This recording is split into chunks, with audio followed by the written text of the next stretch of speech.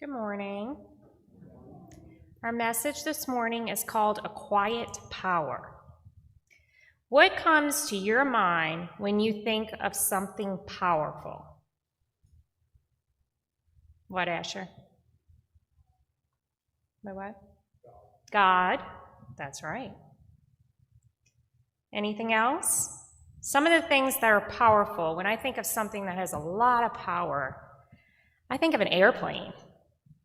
I think of like a jet, something that's shooting up in the air.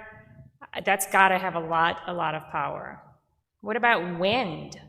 When we had the storm this week, and it was very windy, and it was loud, and it was breaking trees and doing things, I think that wind had a lot of power. Can you think of something else that has a lot of power? What about a horse? You think a horse is pretty powerful? They're pretty big. And what about electricity? I mean, that seems pretty powerful. It lights our houses and towns. The engine of a train is powerful. It can pull a long line of railroad cars, a lot, from one engine. Many of these powerful things that come to mind are noisy. And Asher, you said God, and that's a very quiet power, right? Is it noisy? No. So in the Bible, we read about a quiet kind of power. Jesus met his disciples, and he prepared to go to heaven to be with God.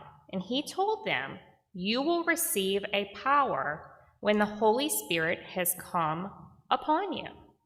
Do you think that was a loud power?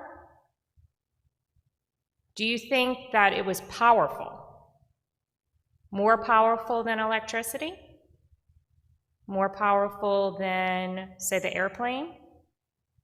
But it wasn't loud, and we couldn't even really see it or touch it, but it had as much power as those things.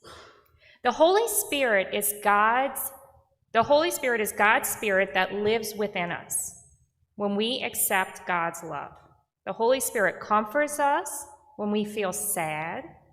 It teaches us right from wrong, and it helps us let God know we love him and that he loves us.